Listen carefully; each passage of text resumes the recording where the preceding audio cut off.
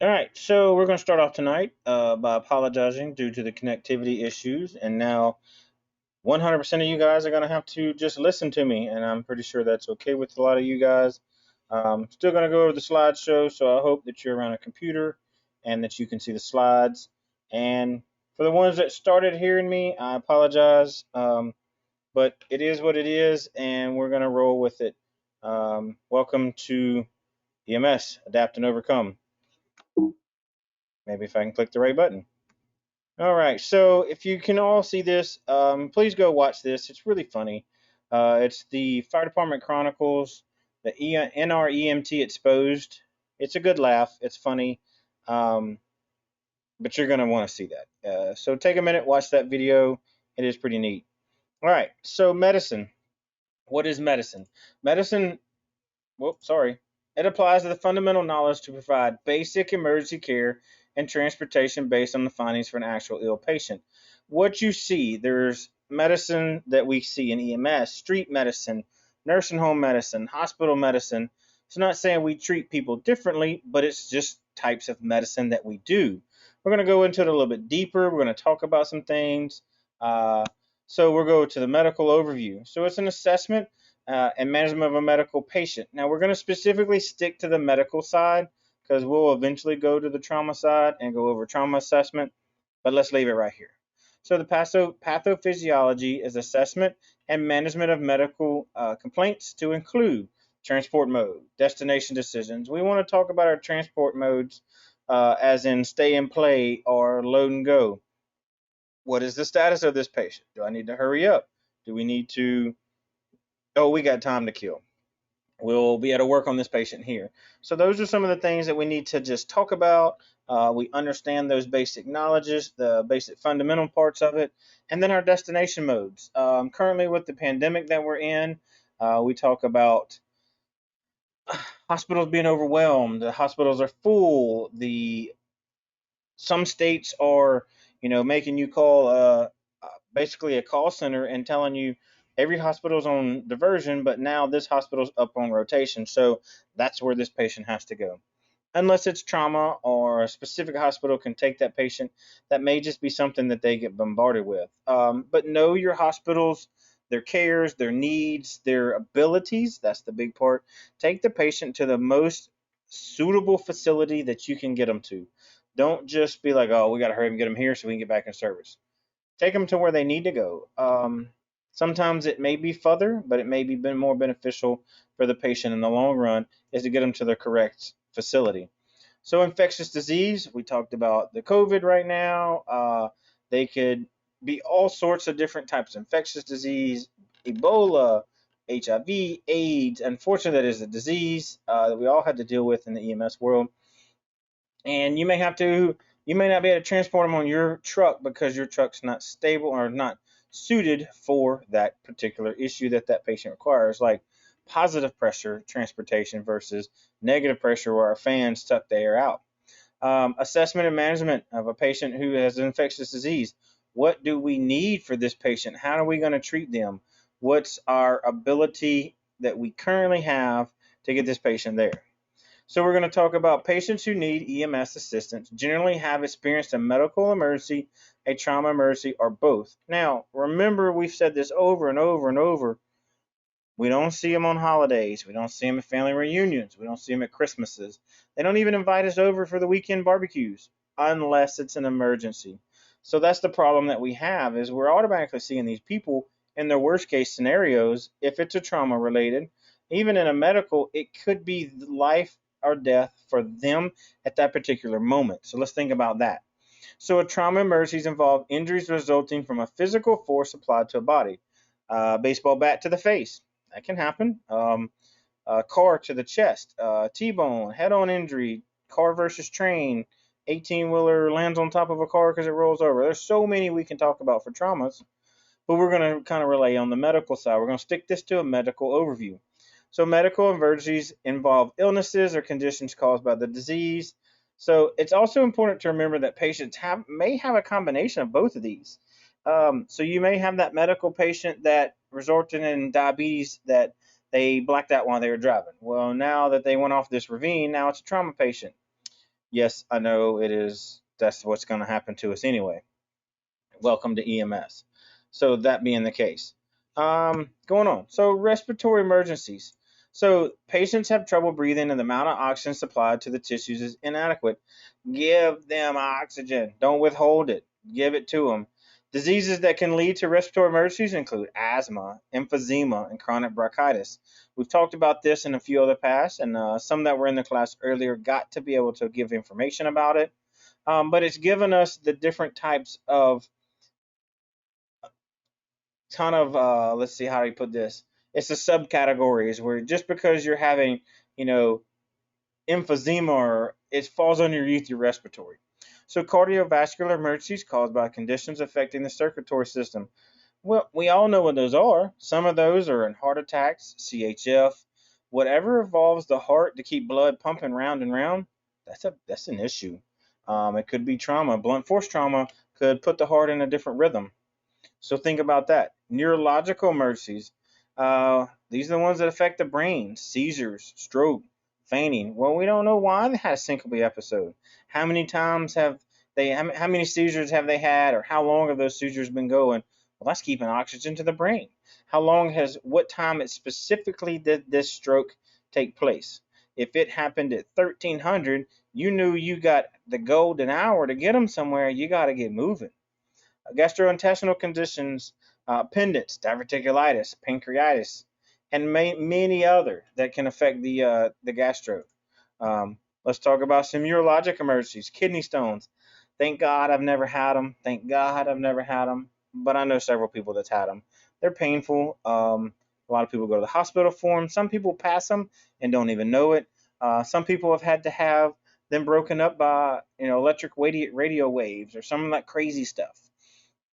Your endocrine system, or I'm sorry, endocrine emergencies are most commonly caused by a complication of diabetes.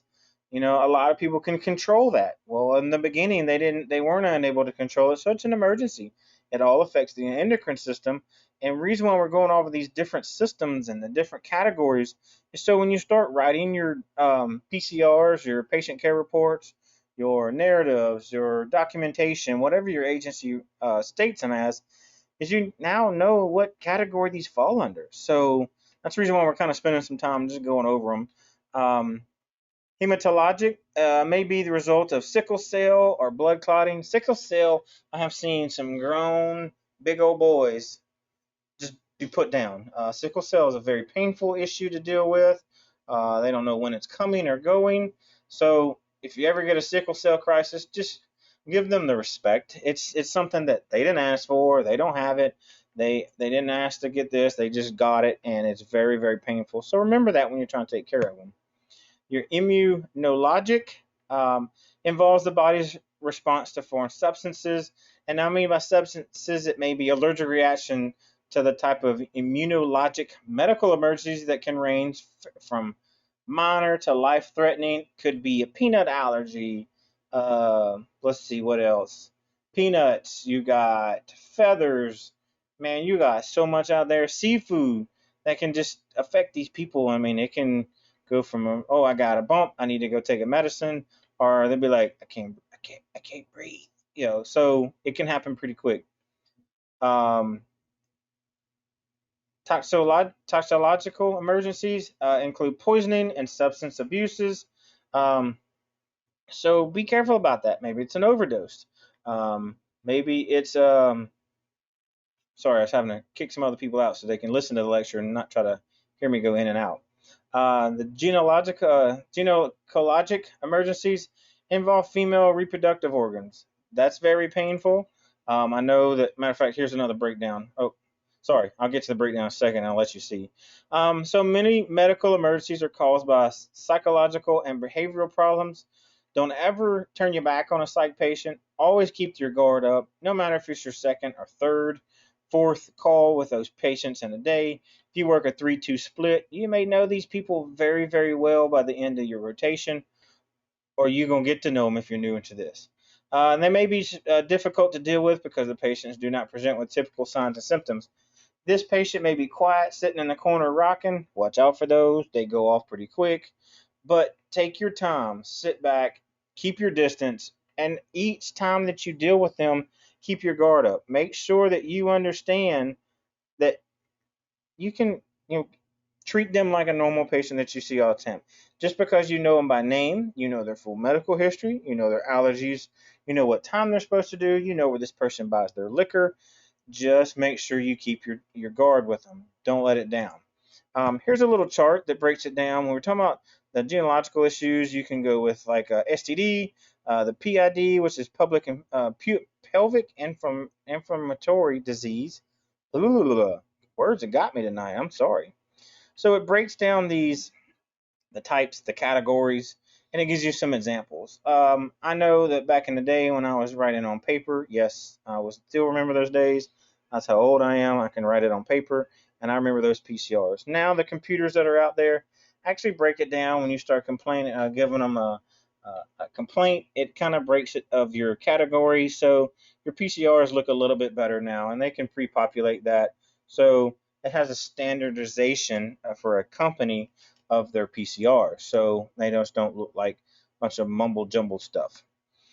Similar to the assessment of a trauma patient, but with different focus. Yes, because now we want to know how long it's been going on, what caused it, what are your symptoms, what is your chief complaint right now, what is it right now, so we can be aware of what we can fix it. It may have been 30 minutes ago when another unit showed up to take care of it. Can be a completely different thing, but you're there to treat what happened right now.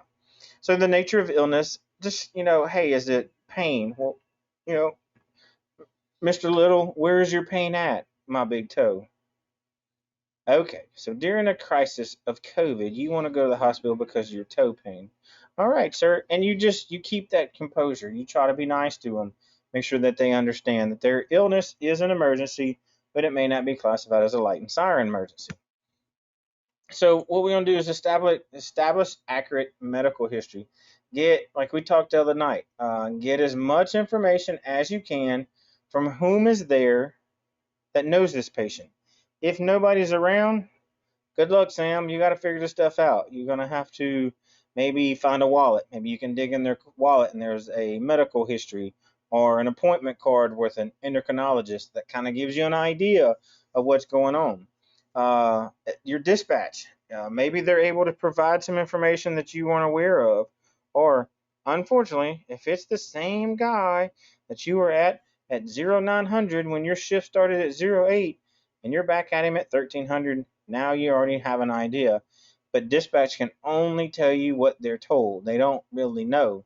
Um, so do not get locked into a preconceived idea of the patient's conditions. It will give you, they'll shock you. Maybe because they're showing something doesn't really represent what's going on. Just because they have that open fracture on their leg, maybe because they fell off the roof and hit their head, and that's why they're unconscious. Not because they saw the compound fracture on their leg. Maybe it's because they landed head first on the ground, and that goose egg that you're not really paying attention to because their face is, that right side is down where the goose egg is, may kind of give you an uncomfortable feeling when you actually see it. So your assessment, it may be difficult with somebody that's hostile, they're being rude, they don't want you to touch them, but you got to keep that professionalism. Yes sir, no sir. Sometimes you may just have to be stern with a patient, but there's really not a lot of times that you need to cuss at someone. Yes, we're all going to be called everything but Mary and Joseph. We're going to be called all these different names. So just stay calm as much as you can. Keep your demeanor from being just just try to keep your professionalism. Because remember, with your professionalism, you also represent EMS nationwide, not just with your company. Um, Maybe this person's traveling through, and it's not just your company, but it's also you. I mean, that patient may be the manager of another agency that you apply for later on. So just remember that. Don't try to label the patient as, oh, this is a frequent flyer, this is waving Willie, things like that. Give them the opportunity to be their own individual patients. I don't know what else to say there, but just let them know that their emergency is important to you. A frequent caller may have different complaint each time, like we just said. We know that. Frequent flyers are always going to have those issues, and we're just like, oh my God, Fred, quit calling. But maybe Fred's trying to get out of the cold, the extreme heat. Maybe he hasn't eaten in 4 or 5 days. That's really his underlying issue. And it's not that he wants to go to the hospital. He just knows the hospital will feed him. So that's your big one. So just try to, ask them each time, what's going on today, Fred? Tell me what's going on right now. Not what happened 30 minutes ago when you signed my piece of paper, but what can I do for you right now? Scene safety. We know, do your scene size up. That starts from the point of dispatch. Excuse me, let me get a drink of water. Make sure your scene is safe. If it is not safe, please do not enter. Stay in your ambulance, drive around the scene, wait for PD to show up, get you some other assistance. You start with your primary assessment. What am I seeing? How do I represent the call? What do I see in the area? What's standing out to me? History taking can start with people in the yard. Hey man, what we're here for? And it's this just because you already know, but maybe they're providing some different information. Your secondary assessment. Now that you're seeing the patient, now you're going over each particular area, trying to reassess the patient. You use your standard precautions. PSI scene safe. Keep my distance. Make sure I got all my equipment with me. Do I need the number of patients? Do I need extra help? Do I need air support? Do I need fire, police? You name it. Do I even need public works, the power company? That's extra. That's additional help. On your scene size up, like I said, ensure the scene is safe for you. Determine the nature of illness. Now, this is important because this will be like your signs and symptoms. If your index of suspicion is your awareness and your concern for potentially serious and underlying and unseen injuries or illness, listen to your gut. What is your gut telling you? See what's going on there. And if you have to, initiate your spinal immobilization. Get that done early. Don't wait. Get it situated. See what's going on. Tell me what I would rather. So I'd rather put somebody in a C collar and they not need it and let the hospital take it off than me get to the hospital and realize that their neck's been broken and I've just been letting them move up and down. So use it early as fast as you can. It'll help you out. So now in your primary assessment, you want to develop a general impression. What is going on? Do your rapid examination of the patient. Is there any life-threatening threats that I need to address right now? Now your visual clues are there. Are they unconscious? Is there severe bleeding or extreme difficulty in breathing? Well, if they are, give them some oxygen. That's easy. Put them on there. And you want to quickly determine the patient's level of consciousness. You can use your AVPU. Sorry about that. Do you need to provide a painful stimuli? Or, sir, can you hear me? You can speak loudly. Maybe they're just asleep. Who knows? Maybe the guy underneath the tree fell asleep instead of stung by bees, what the caller stated. So start with your impression there, your general impression, your airway and breathing. So if the patient's conscious and they're talking, well, you're pretty sure the airway is already open and it's secured. So that's a big plus. If it's not, do you need to just do a jaw thrust? If you don't suspect any kind of spinal injury, can you do a head, tail, chin lift and they fix their own? That's great.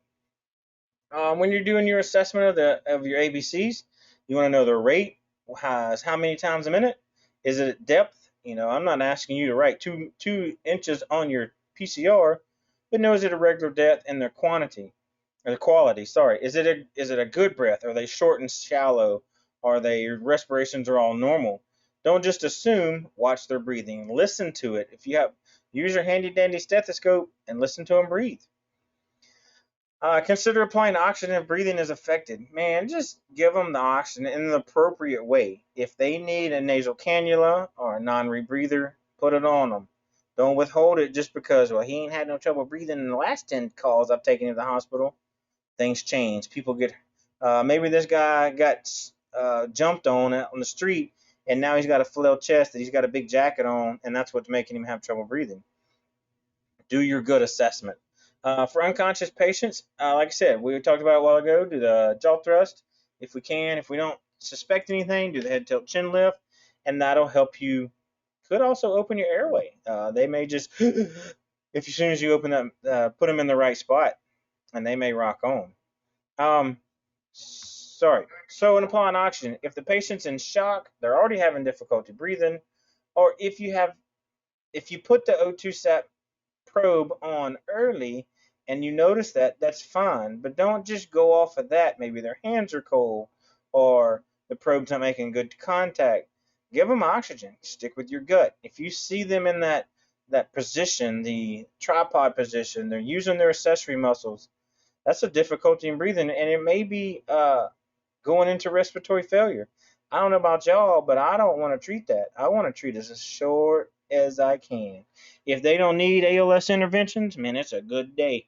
I can put oxygen on somebody all day, every day, and that's all they need. I'd be a happy man. So unconscious patients, you may have to put an OPA or an NPA, a combi tube, a King Airway, all these fun things that's fun to do, but it's horrible to work on if you think about it. You may have to put these on and use a bag valve mask. You may just use the regular mask on an adjunct until you put an advanced airway in, and then you may have to use the bag valve mask to ventilate them properly from there. So just do your good assessment of your ABCs when you're checking that. Don't just be like, yeah, he's breathing. Well, how? Because your report's going to ask you what was the rate. Don't just assume 16 breaths a minute. Well, that may be true, but because he was breathing slow and very unequal, um, that's a big issue. So do that really well for your patient and for yourself. So assessing a conscious patient by checking the radial pulse, just walk up and talk to them. Hey, sir, how you doing? Can you hear me? What's going on? Yeah, why are you hollering at me? Okay, well, your ABCs are there, and his neuro is intact because he responded to you. Unconscious patients, you may want to apply some light pressure to the forehead so if the patient tries to lift their head up, they're not going to end up creating any more issues or trying to affect that broken neck that you may not know of. And reach for a pulse. You can check them at the same time. Like I said, use caution and make sure you got your gloves on. But that's the only way you can check things. Check it. So transportation decisions. If a patient needs rapid transport, don't wait around. We said in earlier lectures we talked about performing that general impression. If your general impression of them is they don't look good, let them go. Get out of there. Uh, your airway or breathing problems. That's a very important decision to make when you're trying to transport. If they're having any respiratory issues, transport fast. Um, if they're having any obvious of circulation problems, they've had loss of a limb, signs of shock, don't delay there. If the patient does not meet the criteria for rapid transport, stay and play. Continue your assessment on the scene and transportation. You want to prepare for transportation, but at the same time, you got to complete your assessment. If some agencies harp on about scene time and how long your delay in the hospital is going to be, well, patient care is the number one thing. If you want to take care of your patient and have good quality care, do what's best for your patient, not what's best for the calls that are holding or something to that area. So determine on what the problem is or what may be causing the problem, because when you get there and you go to get to the facility, the ER or wherever you take them, and you go to give a patient care report to another provider, make sure you got your stuff together and don't walk up there and be like, transported, breathed on their own. Here's your patient. Ugh. Don't be that caveman. Be like, hey, look, got a 33-year-old male, transported from the scene due to a diabetic shock. ALS arrived on scene, treated. We transported. Da da da. Have your game on. Make them think, wow, this guy's got it. Just really got it. Any unconscious patients, look around the scene. Hey, what do I see? Do I have anything that sticks out? Talk to the family or friends if there's anybody. If a bystander saw it, may just be a life alert, and that lady's or gentleman's by themselves. I'm a real big advocate when I go into somebody's house. I always check the refrigerator. Not that I'm hungry, just because I'm a big boy, I'm not hungry. But a lot of people keep their diabetic medicines in the refrigerator in the little butter holder. I'm sure there's a better name for it, but that's exactly where it's at. Um, when you're doing a when you're doing a history, do your sample. Use your OPQRST. Those are very important. That helps us.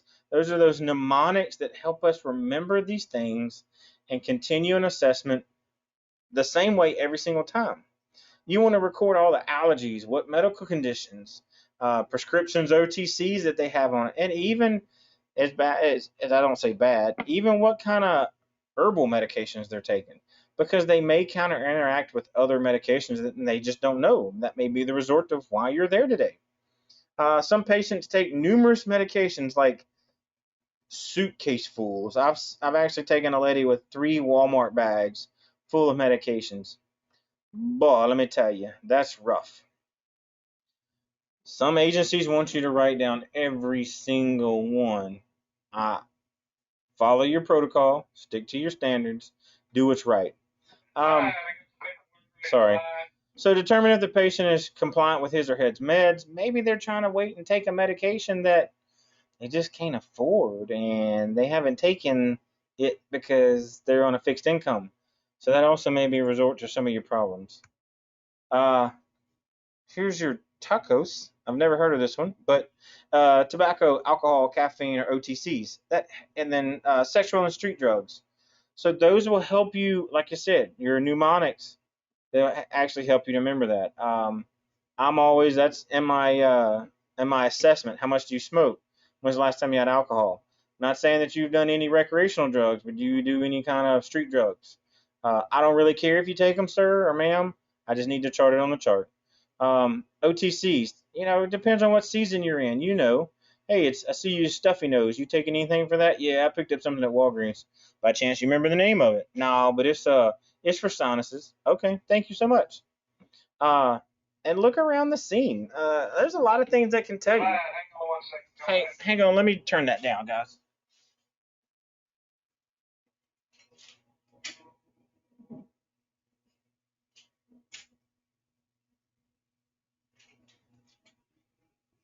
All right, sorry about that. So you want to check your scenes and make sure. Do I see any needles? Do I see any drugs? What about alcohol? What does it smell like? Now, I'm not trying to say right in your port. It smells like a truck stop bathroom, but give an idea because you may have to go to court on this 10, 12 years later and not remember nothing. So the more you can put in your report about the history of this patient, the better off you are in the long run. I promise you. So your secondary assessment, it might be on the way to the hospital.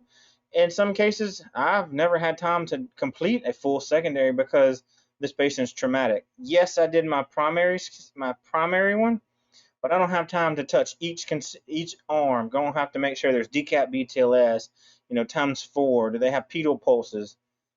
It was a true critical patient. I treated what I could at the same time. So, on your physical exam, unconscious patients always perform a secondary assessment. Make sure you're not missing something. That head to toe touch with respect and professionalism. Touch that entire body, head to toe, and make sure you know what's going on. The full body assessment gonna give you the clues and should be performed as quickly as possible, but don't let it delay transport. Make sure you get them there to higher level of care. I'm not saying your wonderful abilities can't help the patient, but sometimes they need those chest tubes, but we can't do those. So let's get them there.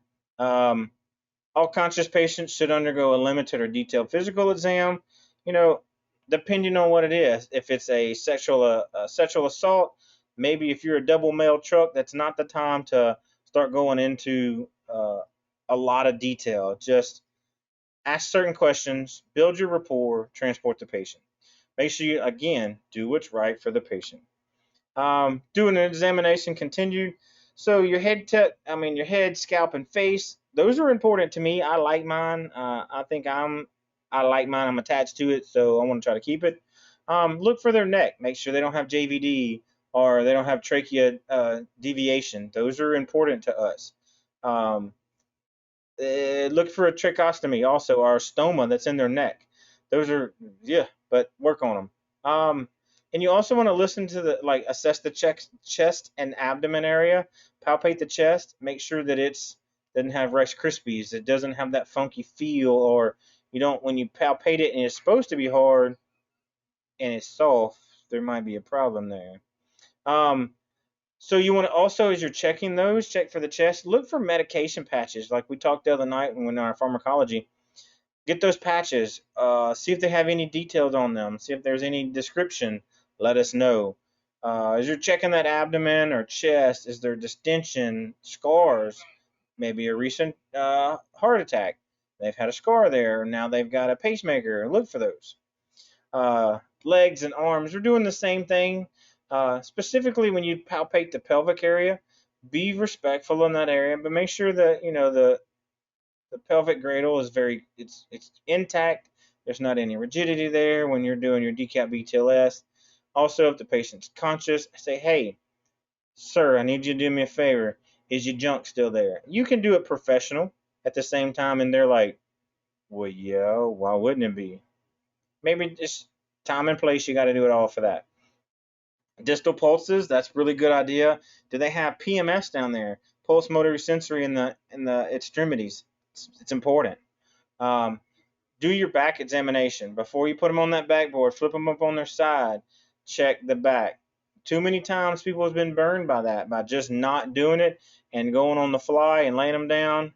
You just missed that shard of glass that's sitting in there in their lungs. Now you're creating even worse trouble, and you're putting them on that backboard, and you're finna transport 30 miles when you could have stabilized it and taken the weight off of that. So we're going to check their vital signs. Assess for pulse rate, quality, and regularity. Identify the rate, quality, and respirations. Obtain initial blood pressure. That gives you your baseline. So if you don't have any of that information, I don't know what to go off of. So you need to do that. If your agency allows you, I'm not sure, some places are, get a CBG, which is your blood glucose. What's your pulse ox reading? I need to know that. So you can all document that, and that's a lot of stuff to document, but that's still in your assessment, and it lets you know any details about your patient. Baseline vitals. You want to reassess them.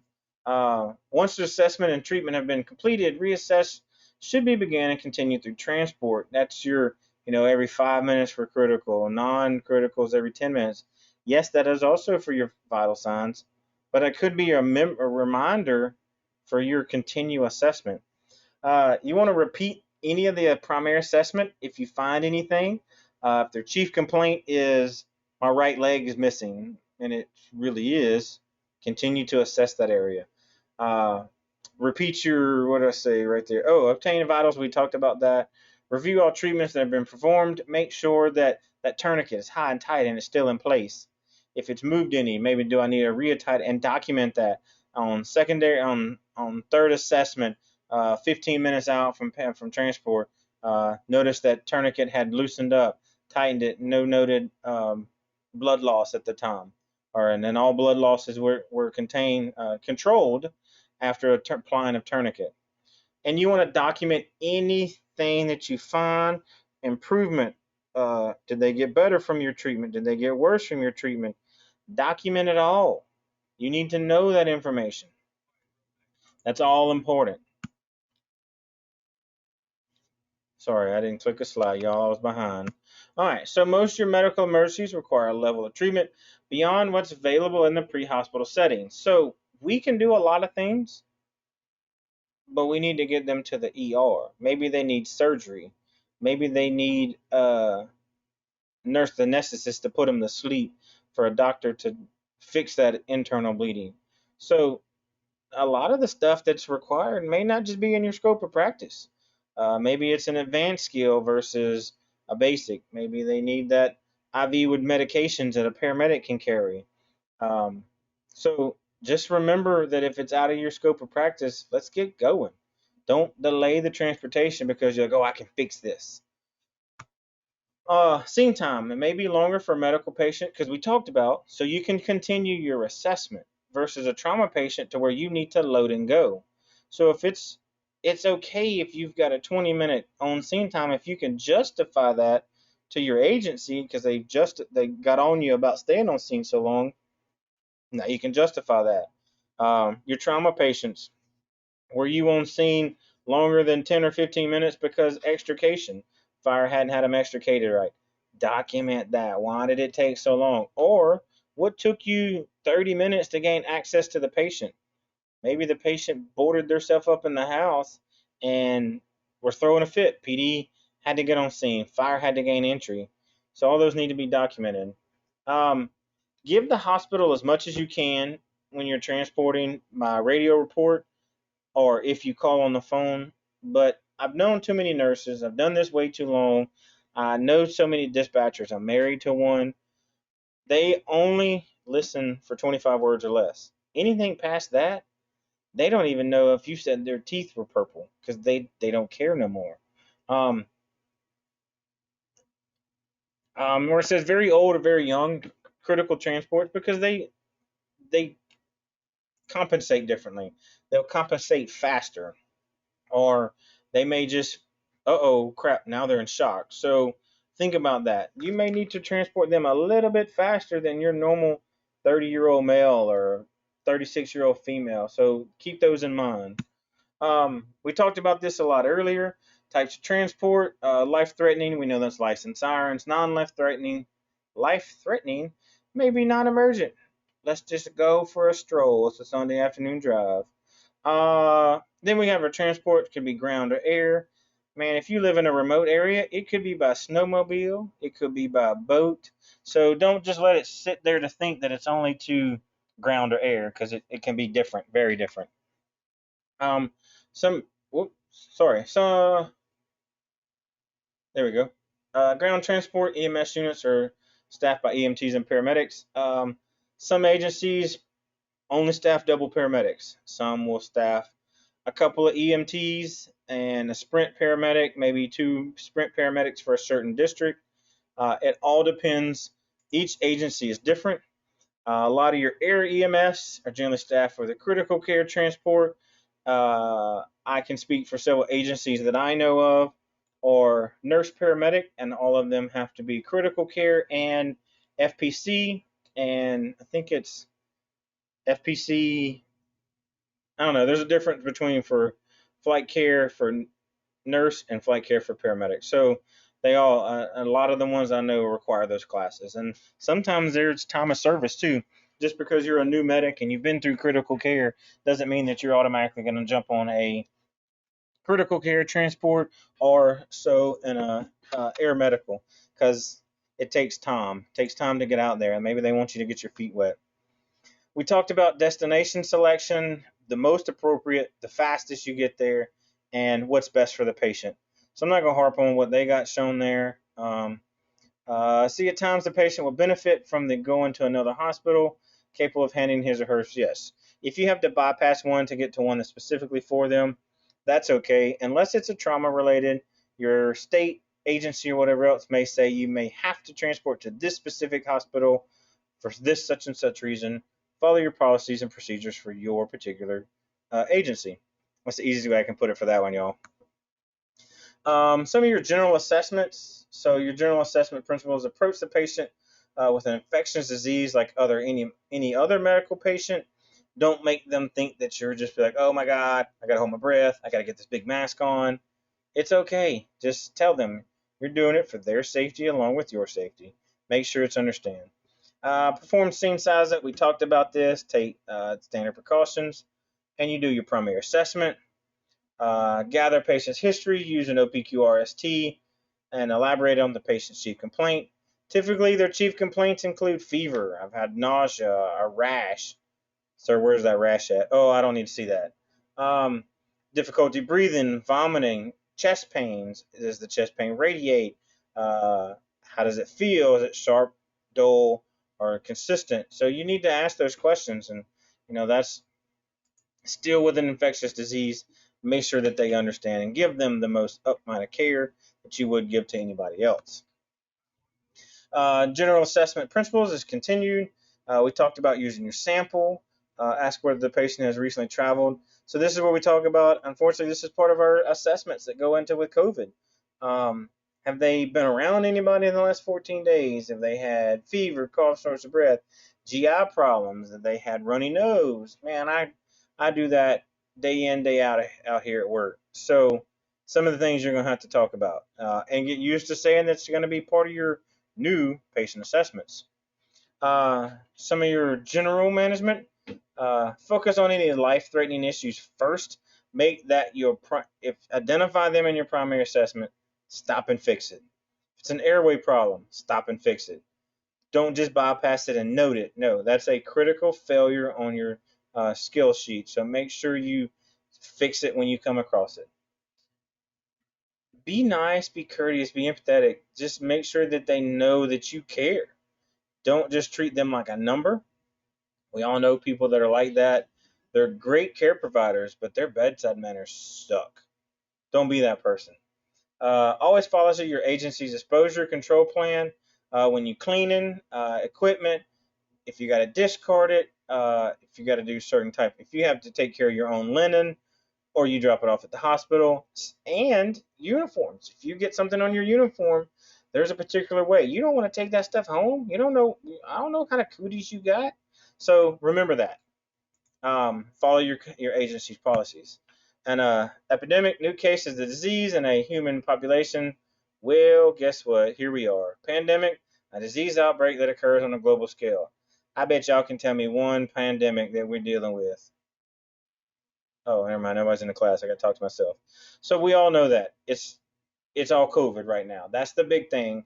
If y'all know so too, a lot of your flu has your emphysemas have dropped down due to the COVID stuff. We've sent multiple people from offshore, inshore, and all they are is flu positive, not COVID positive. But due to the symptoms and everybody's scared, everybody goes in out here. So that's another issue that we're dealing with. So the influenza, it's an animal respiratory disease that has mutated to affect humans. We've had the flu for what, 60 some odd plus years. So remember that. It's still an influenza, but the COVID has a lot worse cases, a lot worse issues and aches and ailments and all that. So please use precaution. Those with chronic medical conditions, right there. Compromised immune system. Boom, boom. That's a big one that affects the COVID. And the very young and the very old are most susceptible to complications of influenza. When the COVID first came out, I'm sure you all guys remember, it didn't really affect a lot of the children. But now the new cases are coming out. I've started coming across a lot more kids that are COVID positive. Their symptoms are a lot less than ours. Excuse me, but they still are being COVID positive. It's the same thing right there as the flu is the transmission of it. It's nasal secretions. When you sneeze on your hands, maybe you wave it in the air.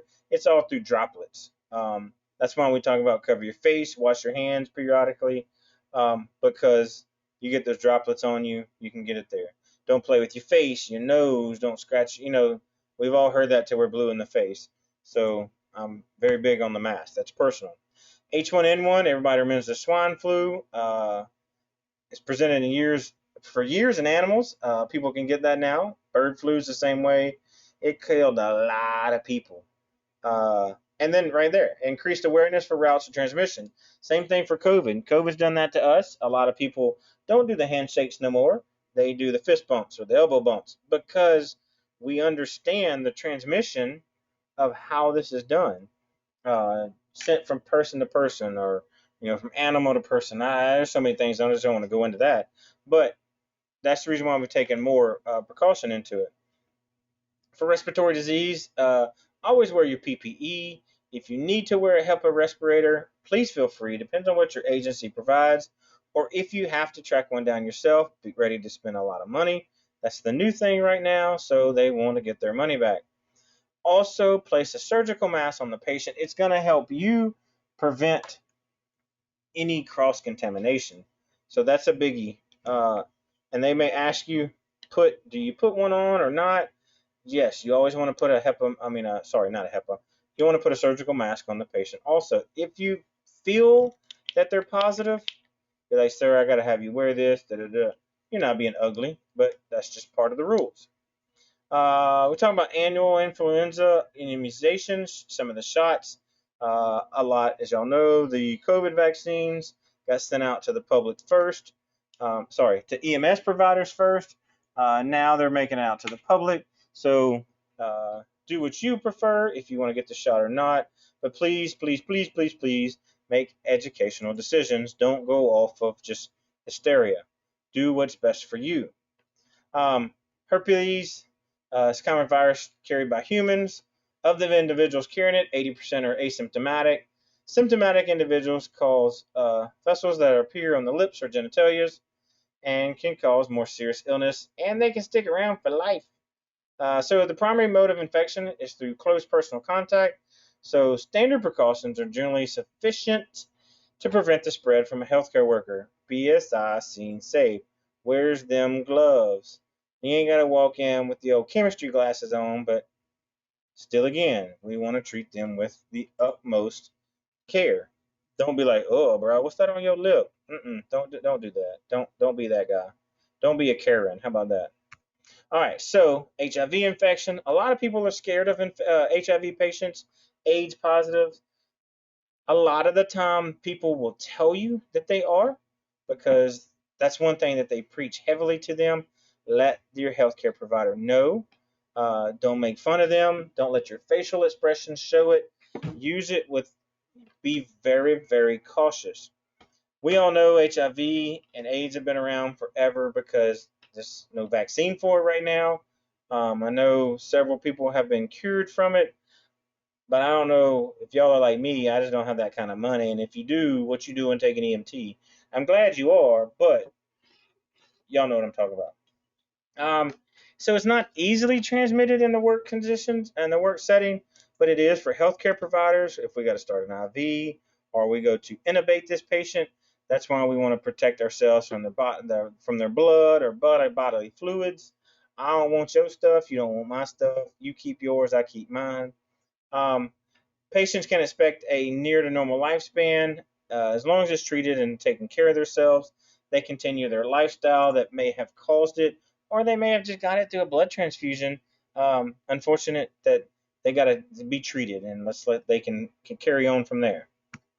Many patients with HIV show no symptoms, so always make sure you wear your proper gloves, your goggles. If you or now we all have the clear safety glasses, and if you have an open wound on your hand, man, wash it and cover it. Y'all know that. We work in a dirty environment. And if you go walk around with a big old cut on your hand and you don't cover it up, you just as silly as the one that's calling us for the toe pain. You ought to know better. Um, if you think the patient's blood or secretions may have entered your system, you need to let your supervisor know, your company know, HR, whatever policy procedure that's out there for your agency, and seek medical attention. Because you're gonna have your blood drawn, you're gonna have to be seen, you're gonna have to be all these tests done.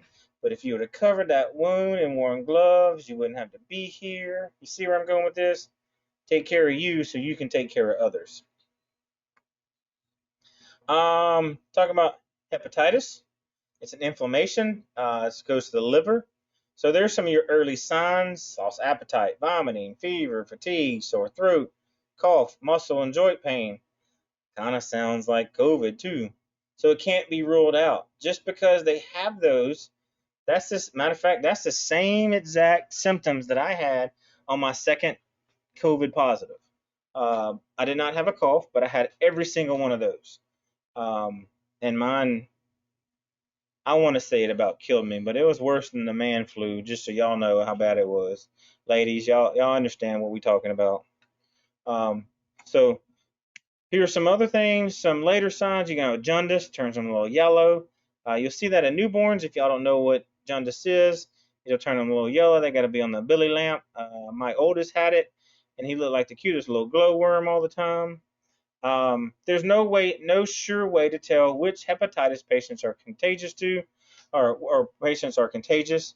Hepatitis A can be transmitted only from a patient who has an acute infection, where hepatitis B and C only transmitted from a long-term carrier who has no signs of illness.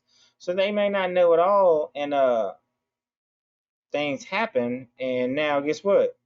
Uh-oh, you got B or C too. So vaccines with hepatitis B is highly recommended for EMTs. A lot of agencies require that. Um, Depends on a lot of them require that now. I know West Coast does because it's starting to pick up a lot. Hepatitis A is transmitted orally or through a fecal contamination.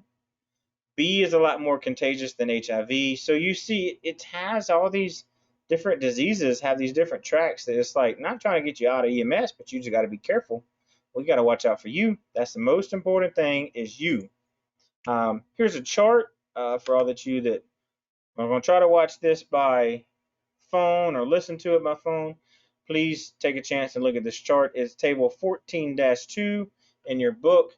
It will help you get an idea of the type of infections, the routes, the incubation period, chronic infection, vaccine and treatment, if there is any, or if there is treatment at all. And there's a few comments just kind of let you know what's up. It's a very helpful chart so you have a better understanding.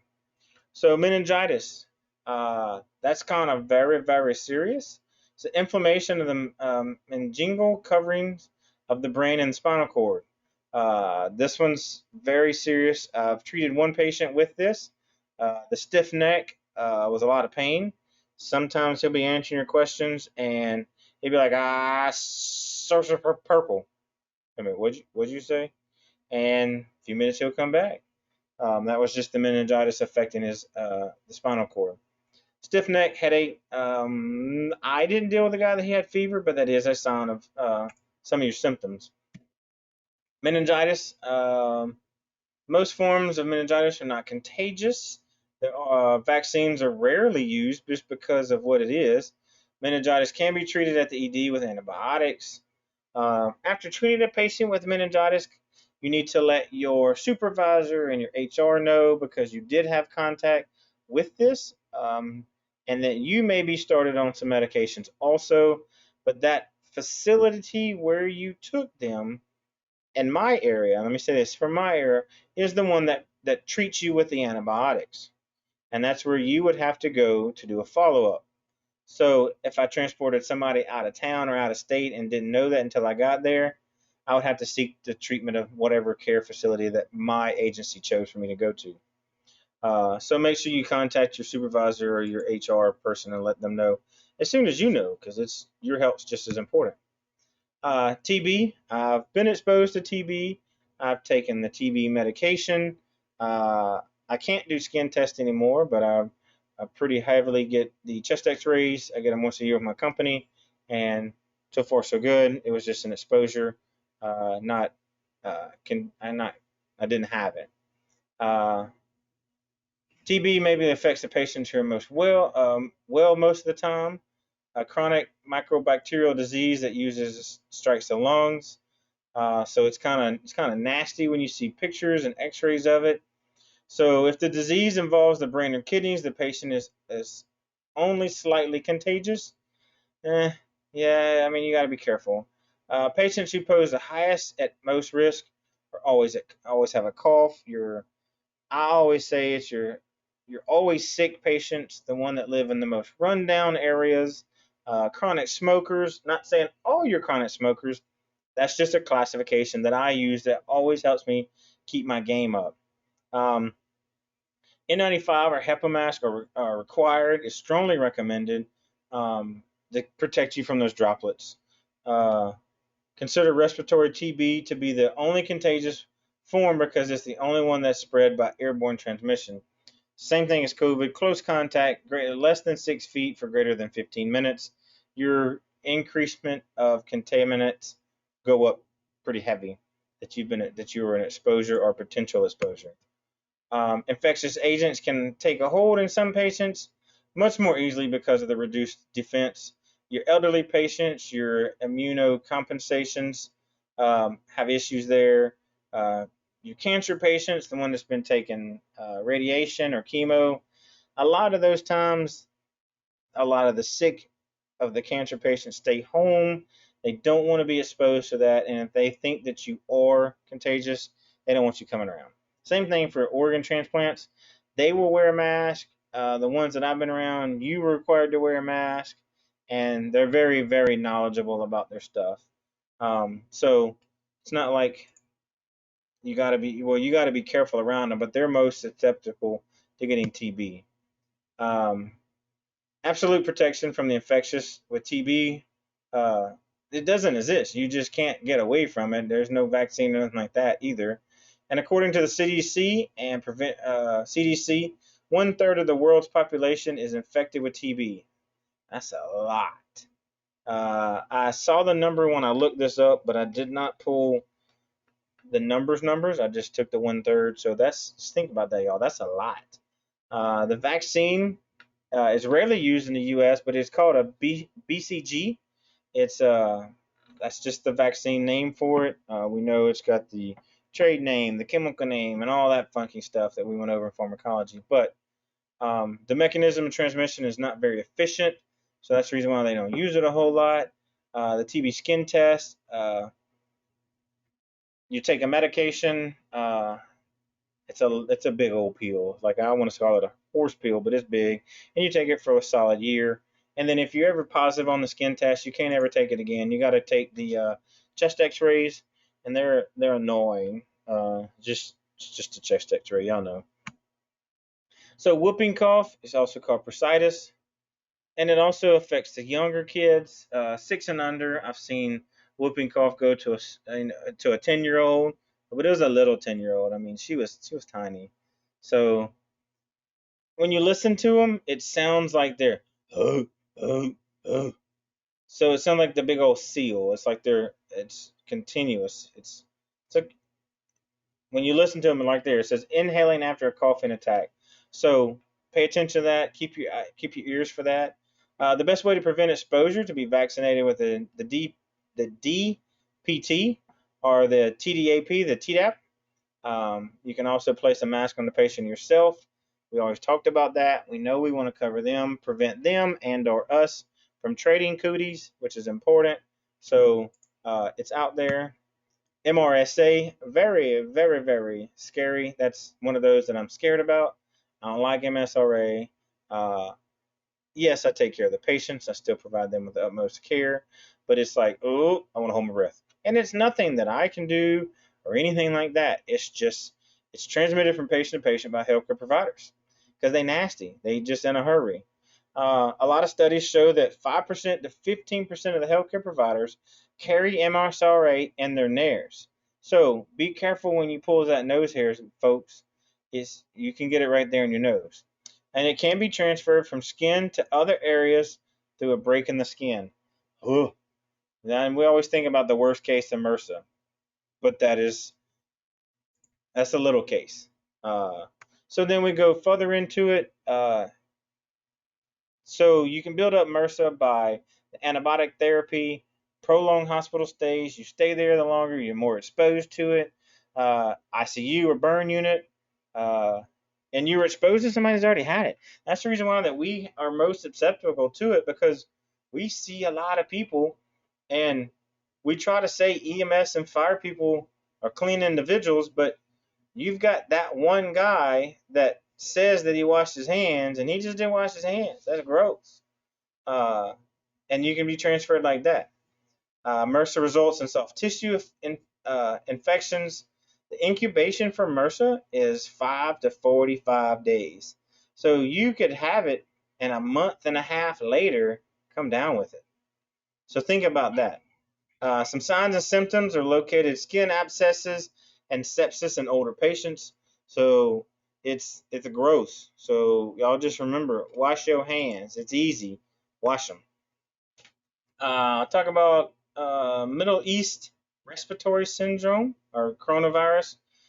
It's this, so the coronavirus has been around for a long, long, long time, but this particular strand is the issue that we're dealing with these days. MRSA COVID in the Middle East, they see it all the time. When I spent 4 years over there, that's a very common thing to them. They treat it very weird overseas, but you see it there as respiratory failure or death.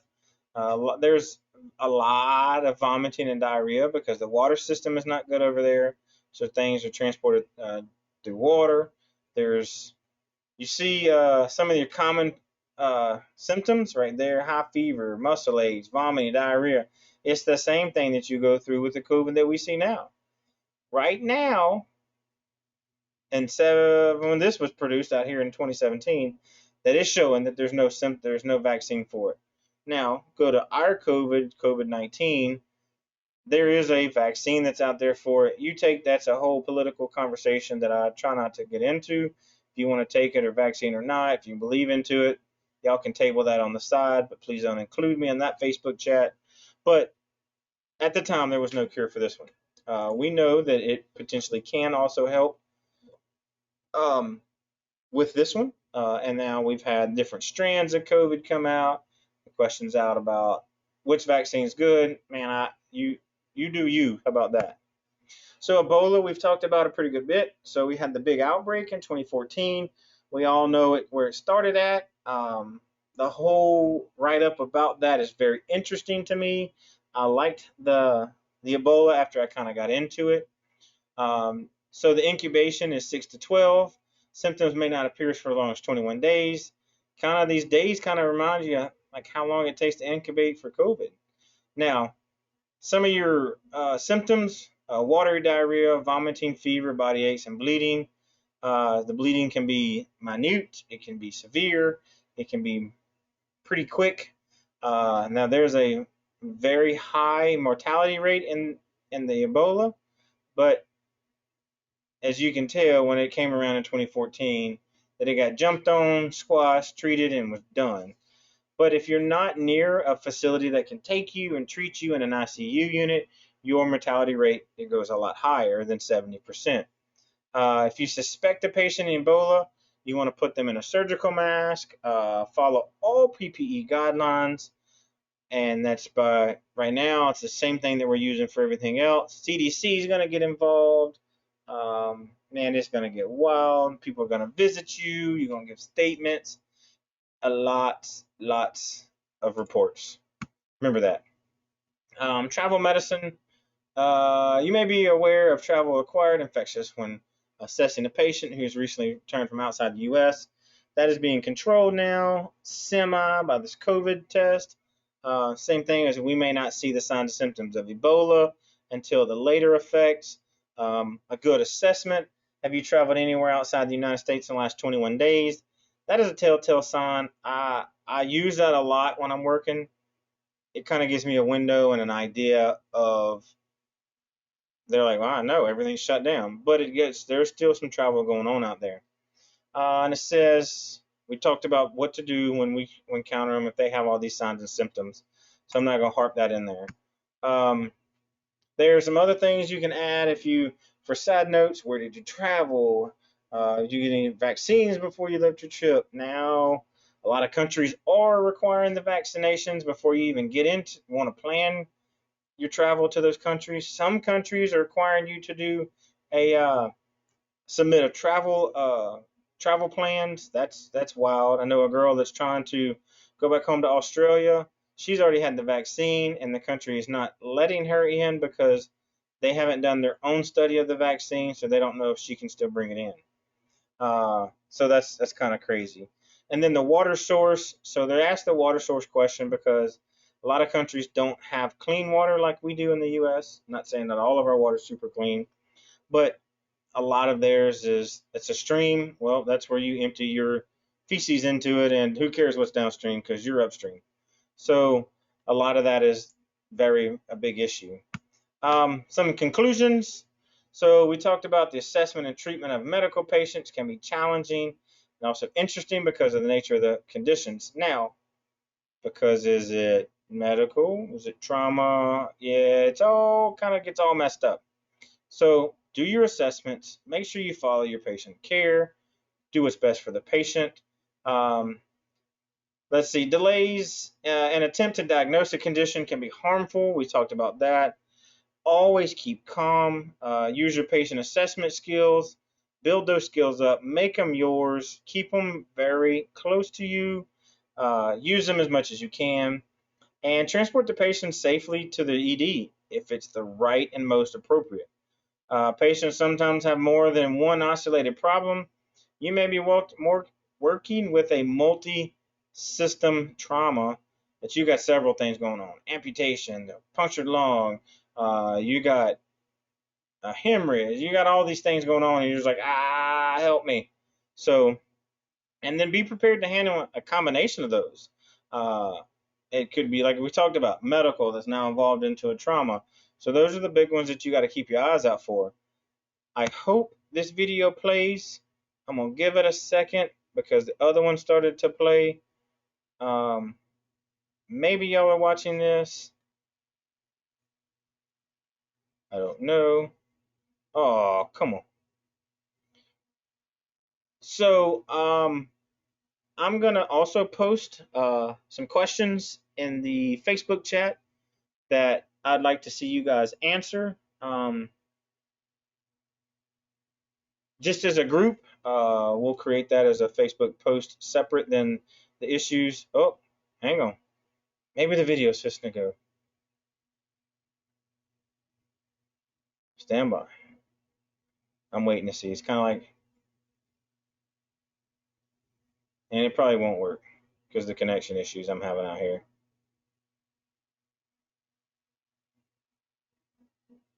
Ugh. All right. Well, I'll skip on to the next one. Well, all right. So we'll talk about this. I'll post the chats, the questions in there. I want you guys to go over. Please don't be afraid to reach out to us when I start this group chat if there's any questions. I do recommend you guys to read over the chapter. Please feel free to tag myself or Rob in some of these Q&As because, again, it may be something that your classmate has an issue or question about that they just don't want to ask. If you guys would like to private message me, please feel free. I may not get to it directly, like that minute you send it, but I will do my best to answer you. A lot of times it's easier for me to answer you in the evenings when I close the clinic and I'm not bothered as much and have a lot of other duties to do. Um, Guys, I know it's a lot, but again, it is medical. It's an overview of everything. It's to help you build your tools in your tool bag and to build your assessment and to go from there.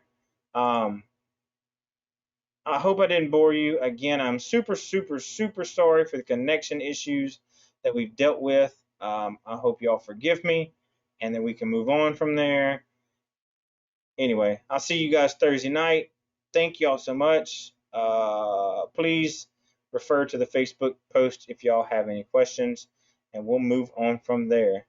Thank y'all so much. Good night. Deuces. Remember, Thursday night is the 11th that we have class again.